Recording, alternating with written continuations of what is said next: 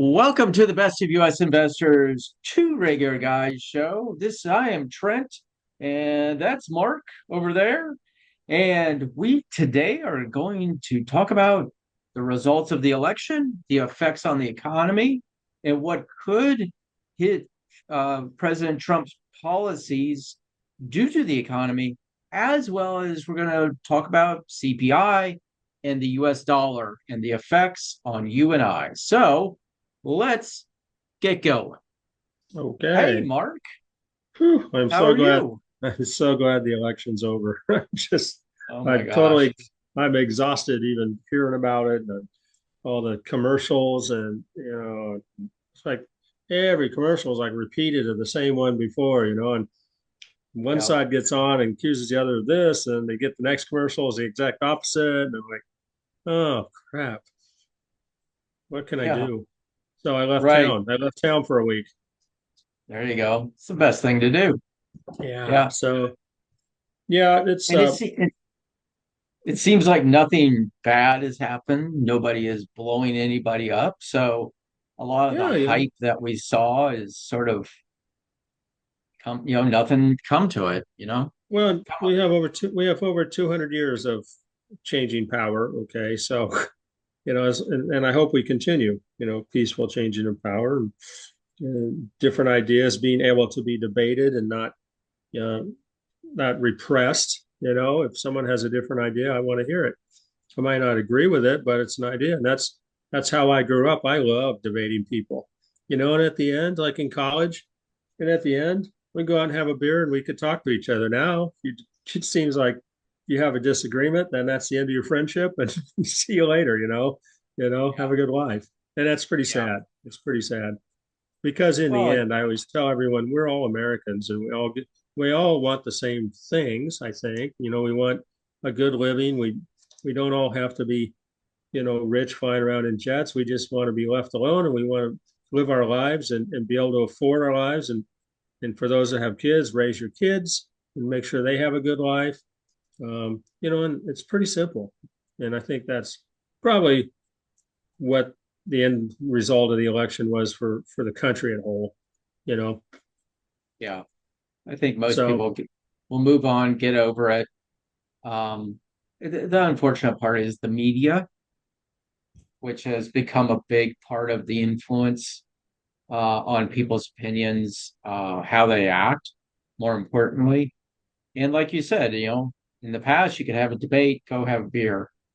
I think the media has polarized us in such a big way. And it's really unfortunate because we are sitting here and it's like the best way it was explained to me was, or that I've heard is, imagine you're at the top of the hill and you're in a foxhole and you got all these people coming after you because they want to take over your hill, right? And you're sitting there with you and me are sitting there, and all of a sudden I just turn around and punch you in the face. Well, what are you going to do? You're going to punch me in the face. And all of a sudden we're just going at it.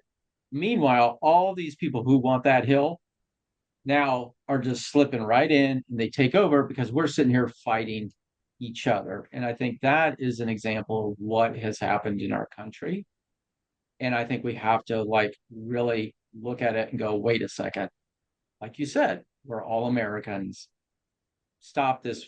You can disagree and move on and still, be friends and be kind to each other. In the end, if we're sitting there beating each other up, we're going to lose the hill, and yeah, that's my fear. yeah, and majority of the country is just middle and lower class income people, and we are the power in the country. We have the votes collectively, and we need to stick together and make sure government works for us and not the other way around.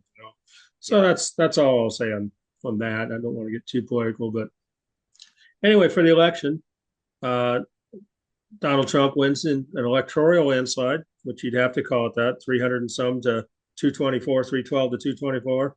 And he won the popular vote by 5 or 6 million. So, um, it's pretty much over. There's not going to be any hanging chads or this or that or deciding in the courtroom.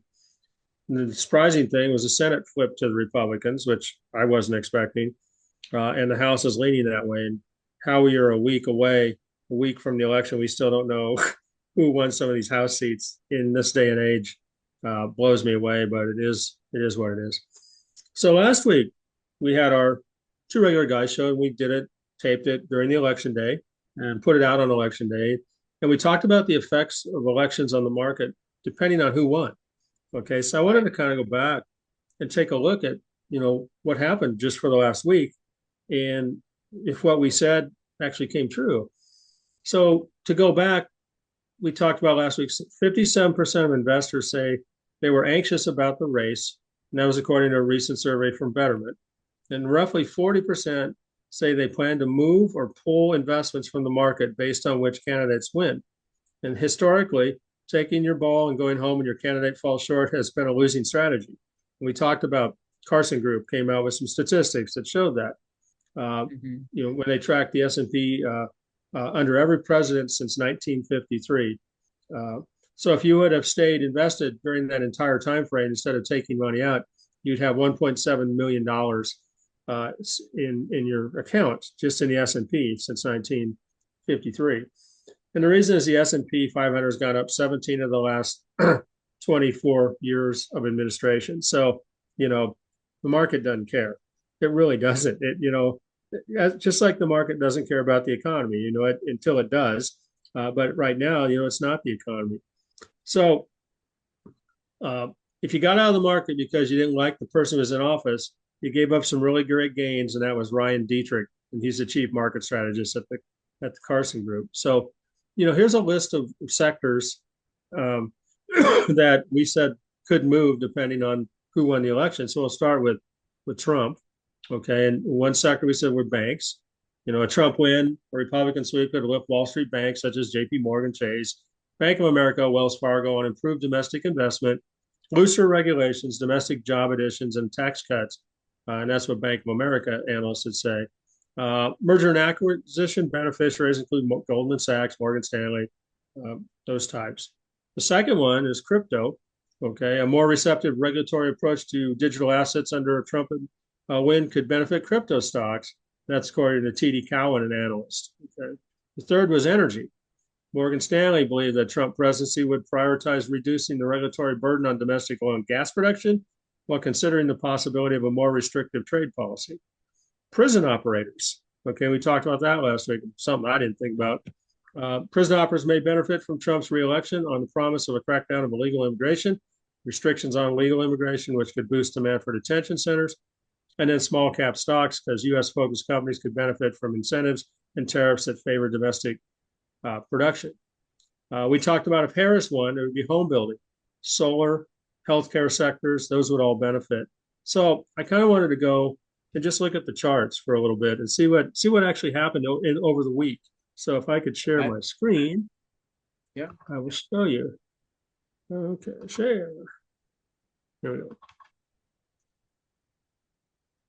Okay, this is just the S&P 500. Okay, and here was election. Okay, you can see what happened. You see this in a lot of charts. This is huge momentum. Okay, and momentum is caused by a known market condition called our elections.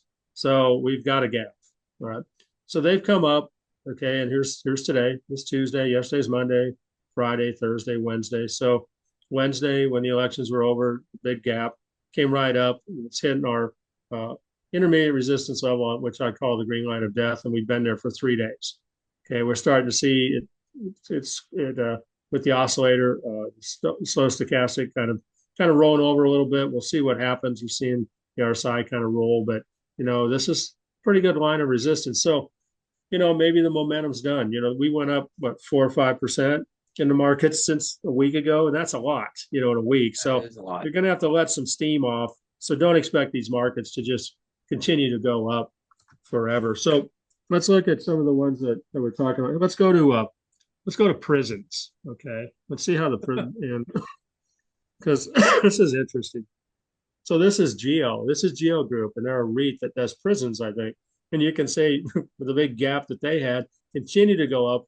They came up and they hit where we found some sell orders up here. We don't have a green line of resistance yet. Came back down within the Bollinger Bands. We have a little crossover. So again, big bump on this prison stock. We'll have to see if it continues. And today in the I put out a watch list, and today in the watch list I just said I just feel like the market is topped out and it just needs a breather. So I'm not gonna trade anything other than what I have in the watch list today. And it's turning out that that's what it looks like. And as you look at charts, as many as I do, and we talk about it, it's not just charting, it's doing it enough you get the feel for the market. And it's just, what your feeling is because you see Right. so much of it. It's like watching your favorite sports team. You're like, oh, we're going to get this third down because I just feel, and it because you watch this team so much and they do most of the time, they don't all the time. Same thing can happen in the market. And so that's what I was starting to feel. CXW. This is another one.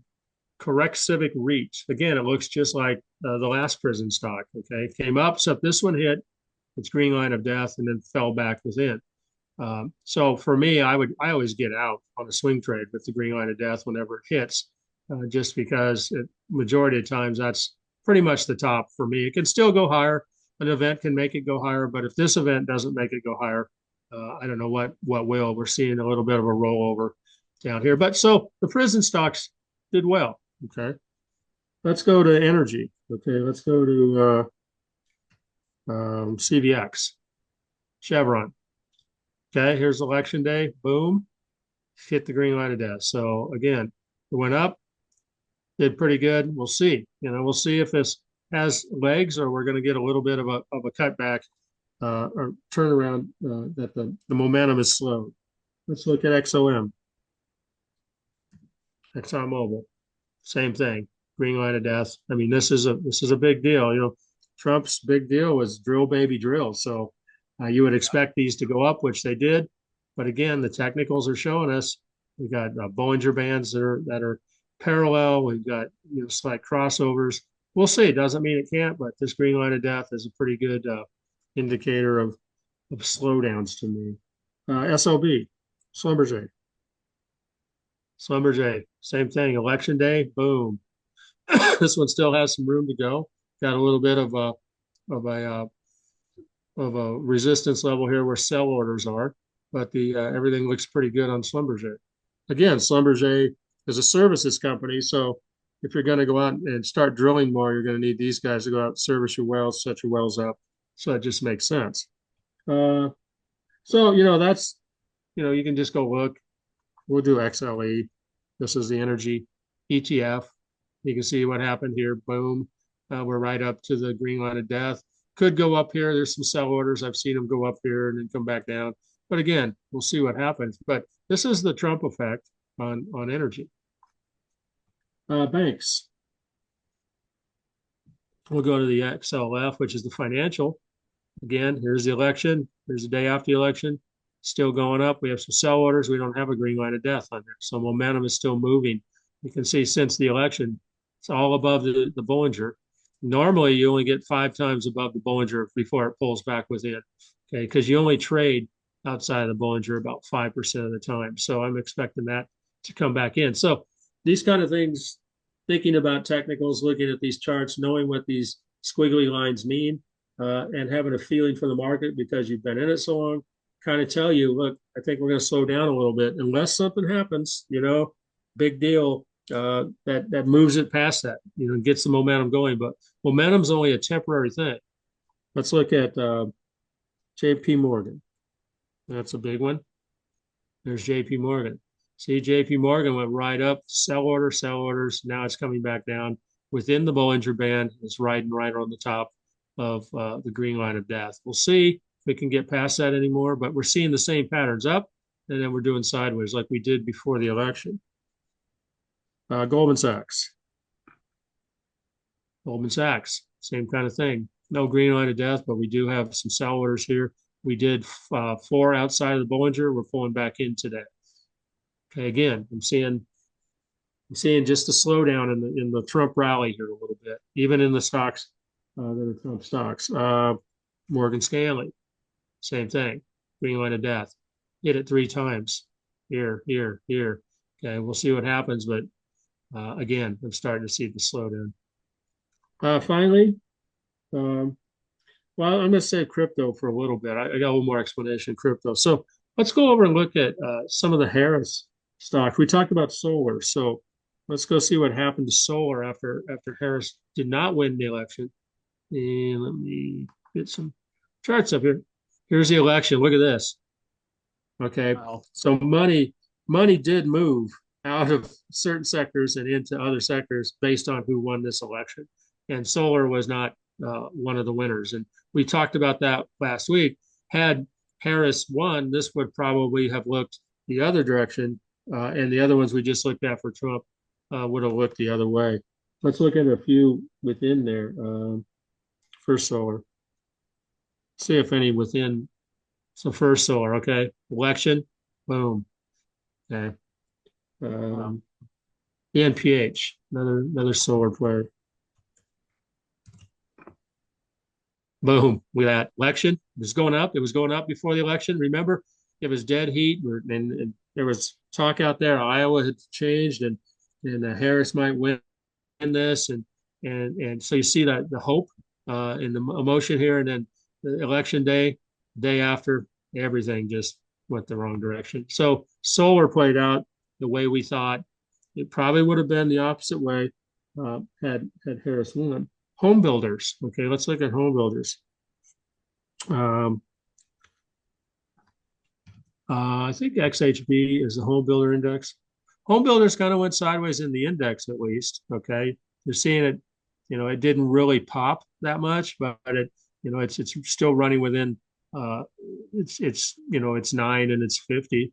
Let's look at a few within there and see how they're doing. DHI. Okay, here's DHI. You can see it's downward trends, finding some support at the 200. But again, it didn't pop up like we saw in the Trump stocks. Lennar, we'll just do this one. Lennar is the same way. Kind of went down, kind of tried to make a come back. Some of this could have been interest rates. They lowered another quarter point, but today we're seeing it come back down from Lennar. And again, the Harris campaign was talking about building all these houses and all the subsidies that they were going to give people, yeah, tax relief and stuff like that. And the other one was health, okay, that was supposed to benefit uh, XLV, I believe it is, healthcare. So healthcare initially spiked and came back down, and then kind of went back up, and now today you can see it's back down again. I know there was some drugs testing results for certain companies in there that might have had some effect on that. Let's look at some Lilly. Okay, here's Lilly. Lilly election day came back up, can't get past the 200. It's tried, because we have this Trump rally, and they always say that high tides raise all boats. Well, this one was trying. He just couldn't get there yet. And Lilly, yeah, PFE, Pfizer, Pfizer just continues to. I think Josh Brown recommended this one, and then it went down. Um, but it's on its initial support level. We'll see what happens. Maybe it'll come back up. This is a very strong level of support, just like this is a level of resistance. And Merck, and you see Merck just has been flat. Okay, so the health stocks didn't do anything either. Again, they probably would have bounced a little more, just like we saw in the Trump stocks. But as President Obama once said, elections have consequences, and they do in the markets, and the markets move. To where the money's going to be or where they think it's going to be. But the last thing that really got affected, and you probably all know it, is really the crypto area. Okay, Bitcoin especially. And we've talked about Bitcoin a lot, and the first time we started talking about, at least on this program, it was about $65,000, I think. And yeah, I went through a story where, for $6,500 you could buy one Satoshi. Okay, and $6,500, and if it went to $100,000, you would have $10,000. So um, that's pretty good profit. And if you looked at, okay, let's say, I talked to my friends about it, and they said, you guys are going to be sorry because if this thing goes up and you bought one Satoshi, and if it goes to $1 million, And it's possible people are talking about people smarter than me, have it all figured out. Let's just say it goes to $1 million. That gives you $100,000 on your $6,500 bet. Okay. It's not a bet. If you look into it, like Michael Saylor put in 1,000 hours and you're going to be a maximalist. Okay. I put in not 1,000 hours, but I really see the technology in it. Just as much as AI.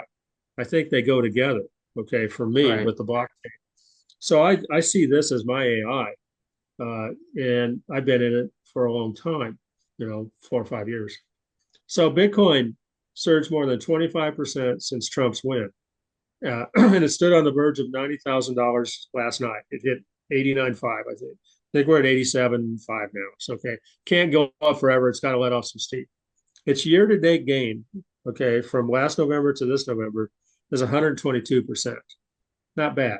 Okay. No. And this is, I talked to people last night about it. They're like, oh, it's just a fad. It's just, I said, okay, well, it's a pretty good fad. Okay. So when you go back, you know, the Bitcoin boom appears to reflect investors' enthusiasm about Trump, who has vowed to bolster the cryptocurrency sector and ease regulations enforced by the Biden administration. So if you remember in July, Trump went to the big Bitcoin convention in Nashville, and him and I think RFK went. Harris Yeah. did not go. Okay, and he gave a big speech, and he told them that he wants to turn the U.S. into the crypto capital of the planet. Okay, he also promised to weaken federal oversight of cryptocurrency and establish the federal government's first national strategic Bitcoin reserve. So using Bitcoin like the treasuries in our balance sheet, basically. Okay. Hmm. And then Trump said he would replace the Securities and Exchange Commission chair Gary Gensler, who everybody in the crypto world hates because he doesn't like crypto. And I just saw Kathy Wood is happy about that also, that he's not very friendly to crypto or to regular companies. So Gary Gensler is going to be gone. We'll see.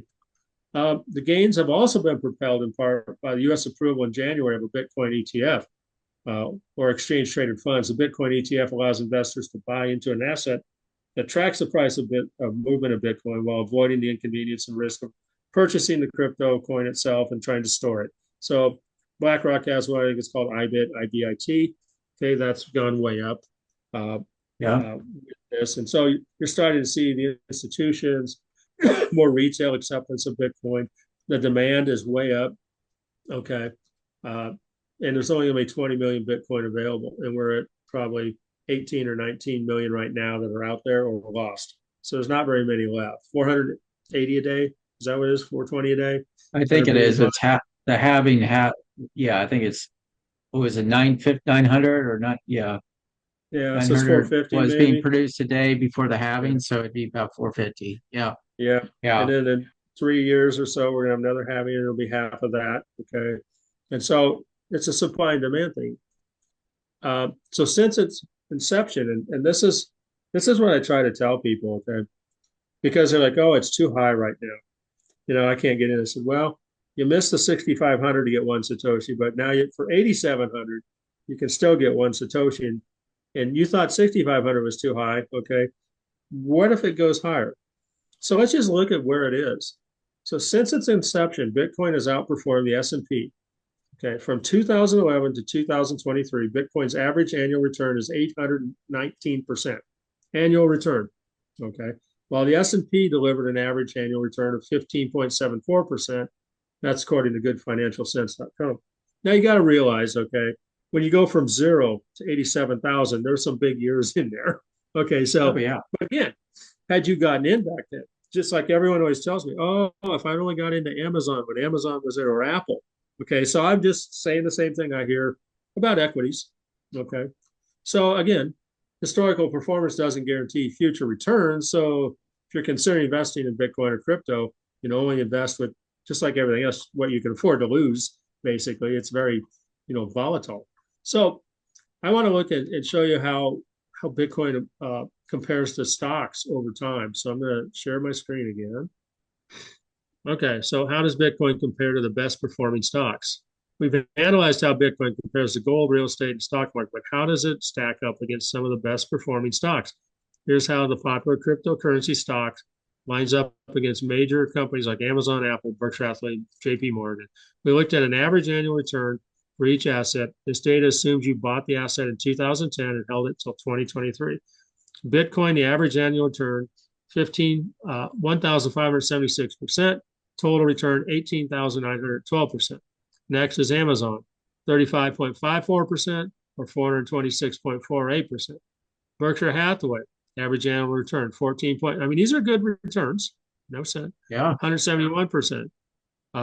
Microsoft, 23.92% average annual return. Total return, 287. So we're going from 18,912% to 287. So when people tell me that it's just a fad, these are some pretty good returns, you know. Oh yeah. And and it's not like when it was the crypto cowboys and all the young kids and a few techno nerds buying it back in the beginning. It's now banks, it's now BlackRock, it's now Michael Saylor, it's now Elon Musk, it's now Microsoft is going to have a vote on whether to hold Bitcoin in its treasuries. You're seeing more and more companies do that, like MicroStrategy. Okay, so when you think about this asset, it's an alternative asset class, obviously, but again, it is an asset class. I want to go and just take a look at this. So here's Bitcoin, and you can see it's been it's been traveling up, since about October. We're getting closer to the uh, to the election. This is the day. This is the day of the election. You can see it's just been traveling up the Bollinger Band ever since. Okay. Yeah. Today we're seeing a little bit of pullback today. You can't go up forever. Today we hit a high of 89,993, so just shy, okay, of Wow. $90,000. So, you know, when we started talking about it, it was 65,000. Now it's almost 90,000. Okay. Yeah. Today we're currently at 87. So think of that return. Okay. I'm not saying put everything into it, but I am saying it's an option out there. It's not financial advice, but it is an option, and it's a limited resource. It's not like gold or silver. You can still mine more gold and silver. When this is over, you can't mine any more Bitcoin. It does have functionality. It has never been broken into. Okay, you can transfer it. You can transfer it into regular cash, U.S. cash, or you go the peso or the mark or the euro. Wherever you are, you transport's a lot better. So you can look into it a little bit better for yourself. But let's look at a few crypto stocks. Of course, the big one is MicroStrategy, and you can see what MicroStrategy did. MicroStrategy's But been, and MicroStrategy's Mark, now. Go ahead. so Mark, I think this is unique because you mentioned earlier about Microsoft actually voting on using it within their treasury, basically holdings, their cash holdings, instead of buying U.S. treasuries as their cash holding, they would hold a part of Bitcoin. MicroStrategies is sort of the godfather of that strategy, and they loaded up heavy after Michael Saylor went through a deep dive on it. And since then, I mean, the stock is basically, in a way, tied to Bitcoin in a big way. But I think a lot, like Trump was saying about possibly integrating that into our treasury, because they do have Bitcoin from what was the Mount Gox Yeah, deal, yeah. or yeah, Yeah, through some criminal investigation, I think they have 200 some thousand. That's just what I think I heard. yeah, yeah, and so anyhow, he has talked about creating a basket of commodities, securities, and kind of thing, and allocating money to it. And if you think about it, it actually makes a lot of sense because if you could create a diversified basket of commodities, currency, stocks, bonds, and you allocated, say, $1 trillion to it instead of borrowing $1 trillion to it, and look at what that trillion would be, it could pay down or relieve some of the debt costs that we're experiencing now with high interest rates. And I think MicroStrategies is a prime example of a company who capitalized on that. And if you held that stock since Michael Saylor started doing that, you're doing really well, very You are. well. Yeah. but I think this is one of those with this election, this is one of those potential, how do I manage my money as a nation state going forward? El Salvador is a country that did this, what, 3 years ago? Yeah. And they implemented this strategy and have done well.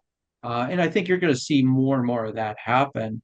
But from a corporate standpoint, I mean, you almost have to question a company's, um, decision to not think about doing something like this. You Well, know, you look at Berkshire has $325 billion in treasuries making 4.5%. Okay. Why yeah, not take a billion of that, put it in this and let it go, what we say, whatever percent it goes up, even 40% or whatever. yeah, If you go and you look at like Raoul Paul has figured out that with inflation and the purchasing power going down, you need to make 11 to 12% just to break even yearly. Okay. Otherwise you're losing. Okay. yeah. And so that's one of his discussions on why he likes, Bitcoin and certain cryptocurrencies because the yield is better over time. Okay. I think And I I just think think the I think because you don't understand it, doesn't make it, doesn't make it something you just you don't look into or you don't invest in because otherwise no one would invest in the internet. No one would invest in AI. Okay. How many people oh yeah, understood the internet? How many people understand AI even today? You know? yeah. How many people can give you the difference between a CPU and a GPU? Yep. And if you had just gone off that, you would never bought NVIDIA. Right. Um, and I think the very important thing is this is exciting. This is exciting. This move since the election. Yet it's one of those things that, like we both know, things go up, gravity will eventually pull it back down, and that's why you have to have a really good process of figuring out when is the best time to get into MicroStrategies or Bitcoin or iBit or something like that. And that's really looking at that, but also not putting all your eggs in one basket. And I know Yeah. people who have, and they're doing very well today, but there have also been periods of time where they just, they're on their knees because it dropped Right. so far down. And that was after what, 22? I think it Yeah. was 2022. Yeah. Well, during the COVID Yeah. deal. Yeah. And I think Yeah. with Michael Saylor, they're going to with MicroStrategy, they came out with a $42 billion deal that they're going to buy $42 billion of this. They own 1% of it already. It's Okay, and he insane. doesn't care when he Wow. buys it. If it's the high, though, he buys it when he buys it. Okay, because he Yeah. has conviction in it. He's a pretty smart guy. I mean, I'm not saying going out and follow him 100%, but you can see what happened to his stock price from a company that really didn't have any future. And he even said that I can't compete with Microsoft, so we have to do something different. He had 500 million in his treasuries. He said, he figured it out at 4%. How long it's going to take for us to go to zero because with Yeah. purchasing power. And he said, I got to find something better. And when he first started with Bitcoin, he's like, this is a loser. It's going to go. That's where he started. And he said, everyone starts with Bitcoin as a naysayer. And he said, once you have 100 hours in of study, you're like, okay, I'm going to give it a try and maybe trade it. He says, once you get to 1,000 hours, that's all you want to buy, is what he says. So I'm not saying Yeah. to go do that, but you can see, even like here's the big exchange, Coinbase, and what happened to Coinbase. It's just following the price of Bitcoin. Also, uh, Yeah. some of your miners out there, is it Mara, Yeah. Riot? Iris The Energy. Yeah, Yeah. yeah. So, um, that's just one of the Trump trades. We had energy, we had uh, prisons of all things. Uh, Yeah. this is one that kind of got a lot of attention because we've been kind of in Bitcoin. We've been going sideways all through the summer, and Yeah. Bitcoin has like seasons. It has if you go to watch a guy named Plan B, he has the whole seasons and the sections of Bitcoin from fall to winter to spring to summer. And so he's predicted it up. I mean, you can get predictions anywhere from 150 to 500,000 in the next year. Now, those are whatever they are. They seem crazy, but if you have $6,500 worth and it goes to 500,000, that's a pretty good return on your 6,500. Sure. So anyway, go ahead. Do you have anything else on that? Well, I think this leads into, we this week I believe we have CPI coming out, inflation data. Tomorrow, Wednesday, and PPI on Thursday. Yep. Okay, so been a lot of talk about how the CPI number is declining, inflation has been declining. That is normal, and I continuously see on the news, oh, inflation's tame. It's 2.4%. The CPI is 2.4%. I'm like, yeah, and then you're not really telling the whole story. It's Actually, slowing to the core's been going 2.4% growth. the core's been going up the last couple reports, I think. The Yeah, well, core, it was, yeah. yeah. So, yeah, August 31st, it was at 2.3. September 30th is at 2.4. So we'll see here pretty soon what October was. So I think it's one of those things. Inflation continues to grow. We've seen the dollar since the Trump or since Trump won the election, the dollar has skyrocketed as well. And I'll show you a chart of that. Um, Here, just a second.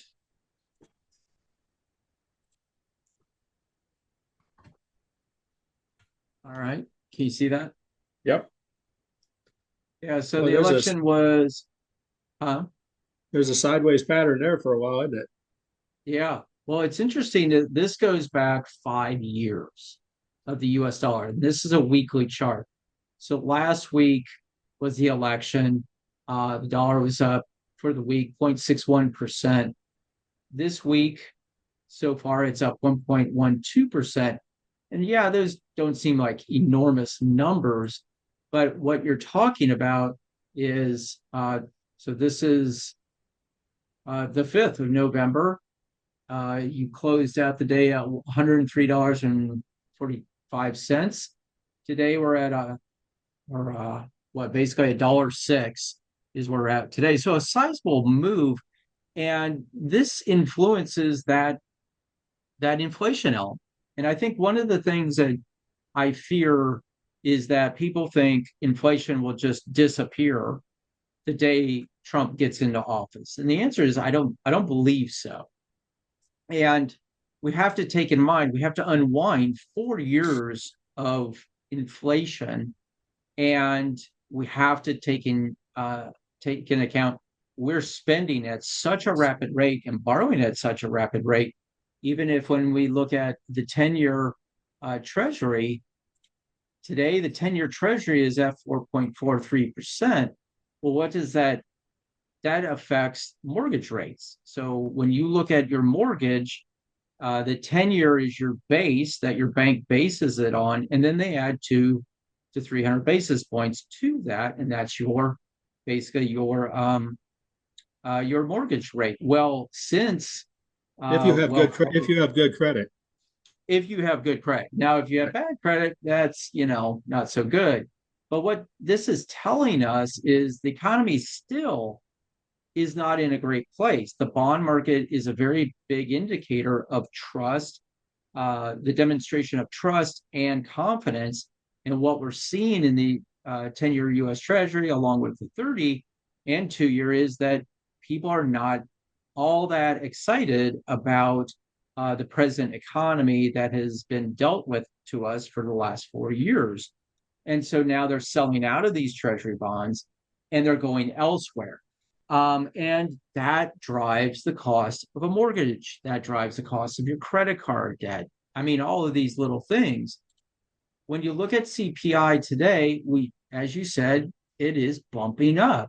I'm really curious to see the CPI and PPI tomorrow and Thursday of where this goes. Will they actually tell the truth, or will it be just sort of keep it where keep the numbers as they have been That's calculated in the past, status and quo. then unleash the beast in January, February, that kind of thing. So I think one of the things we have to take into account is how do we hedge this growth in inflation going forward. And that brings us back to our conversation about Bitcoin and having a basket of stocks, commodities, currency that does well in a inflationary environment.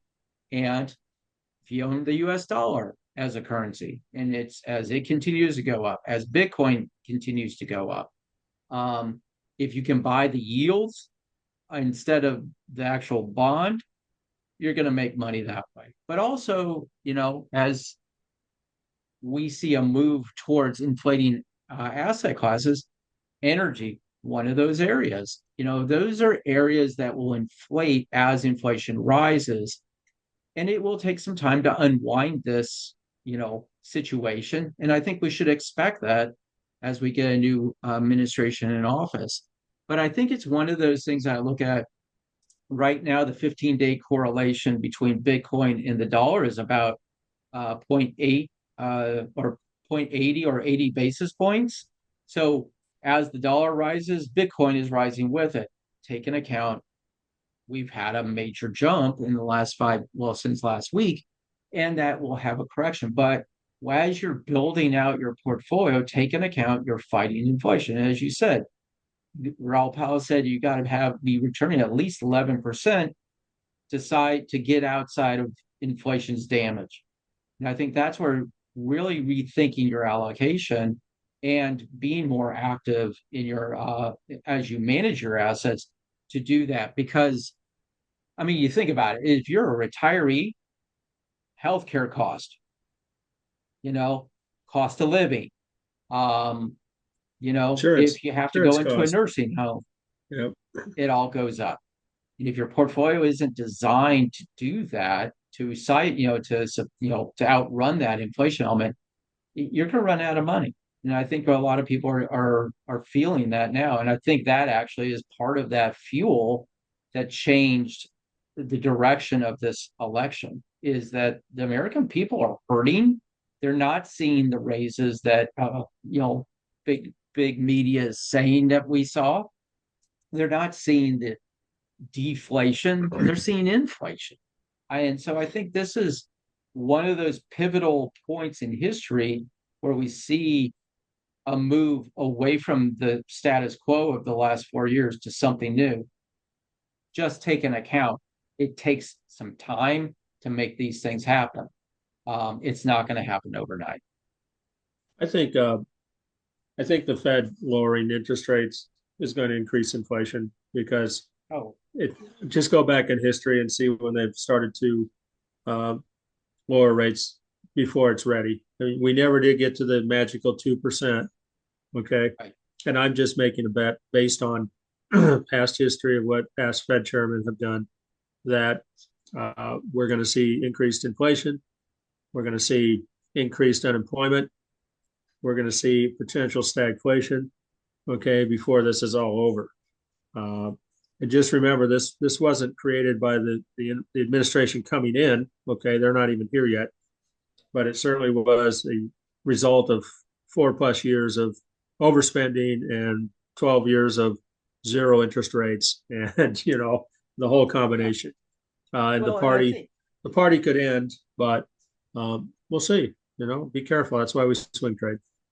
and I think if you go even further back into '09 and how we brought rates to zero, we had TARP. Ben Bernanke was, the captain of the ship back then, and he believed in zero rates. What I am encouraged by is the thought or the thinking of, hey, maybe there's a different way to do this. Maybe instead of borrowing money at 4.4% and issuing debt to the world, we borrow that money at 4.4 and then we go invest it in assets, in a basket of assets that can produce 10+% returns and pay off that debt, that cost, plus make money and pay down our national debt. I think that's, to And me, and as a part of that huh? strategy, go and cut spending too, Oh, absolutely. so that our debt doesn't keep growing. Okay. Yeah. I mean, I was thinking about it the other day. I was like, so let's say you're just an individual household and you have the ability to borrow money today. Well, let's say you borrow money at, say, let's say you have good credit, you can borrow it at, say, 8% annual. Well, what if you took that 8% annual and built yourself that basket of currencies, commodities, um, alternative assets, equities, and bonds, and you could manage that and produce that return that paid the 8%, but also made you money so you could actually make money with that borrowed money. And in a sense, that's what Michael Saylor is doing. He is Exactly what he's doing, issuing, except he's doing it with convertible bonds and he's paying less than a percent. Okay. right. He's taking out $1 billion, saying, I'll give you a convertible bond. I'm going to pay you 0.5%. And then when it expires, you can change that into MicroStrategy stock if you wish. And he's Right. taking that money, that billion, putting it into Bitcoin, going up X% a year, okay, paying that back off and buying more Bitcoin and just doing that over and over. And that's his strategy because he sees the value of how it's going up. Now, I'm not saying everybody should do that. I don't want to go into debt. I want to do margins, to do that. Right.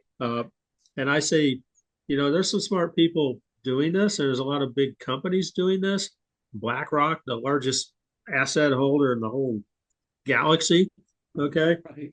You look at their ETFs and what they're doing with their clients. Why not? Why not us? Why not regular guys? Right. And I think that's the thing is, regular guys and gals don't look at debt the same way as the ultra rich. Ultra rich borrow money all the time so that they can take that money and invest it or put it to work in assets that outpace the cost of borrowing that money. Michael Saylor, prime example. Microsoft considering that as well. You mentioned a local or a regional company in your area who is doing that. Yep. More and more you think about it as an individual household, the debt you're taking on, the only way you're offsetting that is by going out and working, going out and paying it with a job. Whereas if you took the mindset of if I'm going to take on debt, I'm going to take a possible, and this is not a recommendation or advice, and I know people can get ballistic with this idea, but taking that debt and putting it into an asset that generates a better return versus what you borrowed it at, and then take those returns and pay down that debt. And you all of a sudden are now doing something similar to a Jeff Bezos or to Michael Saylor or to a Microsoft kind of concept idea. I think we need, as Americans and regular people, we have to change our mindset about how we use debt versus how we use it today. And if we did that, I mean, holy cow, it would change a lot of things. And I think if our government does something similar to what we're talking about, you're going to see a higher probability of paying this debt down and becoming a freer financial nation away from being, hog-tied to all of the people we owe money to. And I think that's what's encouraging me about this new administration coming in, the possibilities of that happening. We'll see, but I think it's more likely today than it was, 3 weeks ago. Yeah. So yeah, Well, that's there's my debt rant.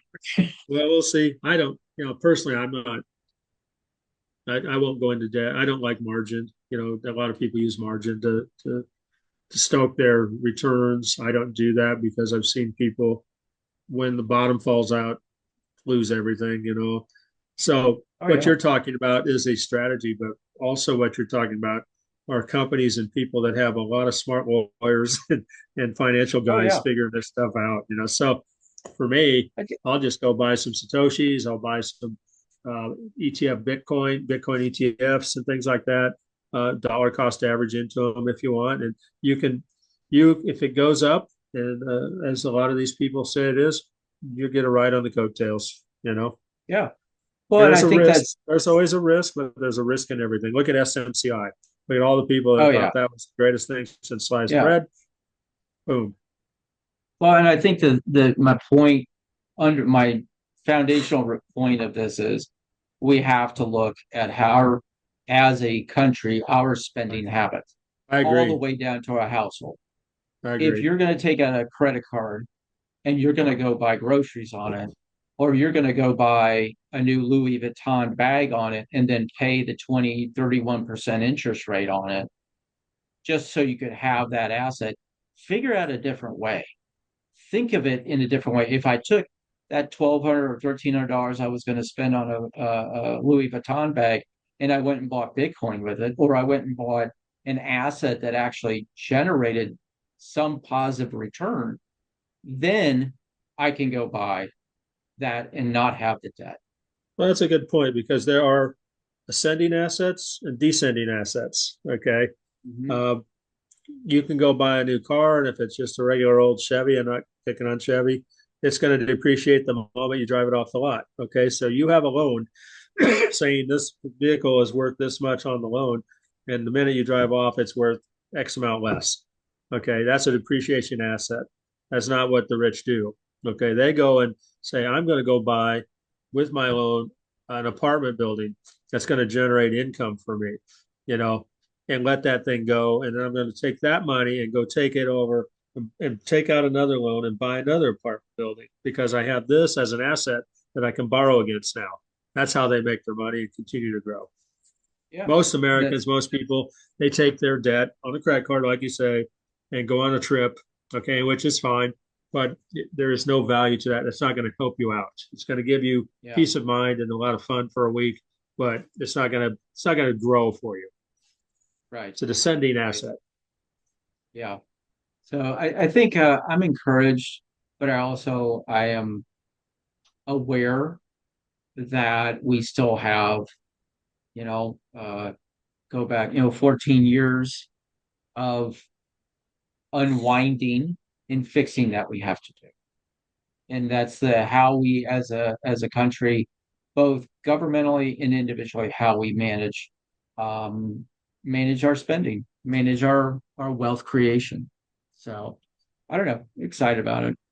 So Yeah, even though well, I know there's potholes in the road that we'll step in every so often. no, I think so. Yeah, definitely. I mean, it's nothing's ever easy, so we'll see, but Yeah, it's just a couple of regular guys. We're going to keep our eye on it, watch it, try to muddle our way through it the best we can, uh, and try not to lose money and try to make some money. that's right. Well, Mark, anything else you want to hit upon today? No, I think I'm all hit out. So that's all I got. That's all I got. Recovery time, huh? All right. Recovery time. Yeah, I'm still recovering from the election and all the hoopla. All right, little couple little things administratively. We have a 14-day free trial going on the Platinum channel. This is our top tier offering. Includes Mark Swing Trading Watch List. He's also created a momentum list as well that he puts out on Sunday. We also have the Discord and the community. This is where really everybody learns and shares ideas and this building of knowledge. And that really is going to help you get where you want to go. The more you understand, the more you know about investing, managing your finances, the greater wealth you will create. 14-day trial, go to the link in the profile there, hit it, sign up, and get involved. We would love to help you and help you make your dreams become a reality. So, from Mark, that way, that way, that way. Okay. And myself, Trent, have a great week and live loud. See ya. And cut.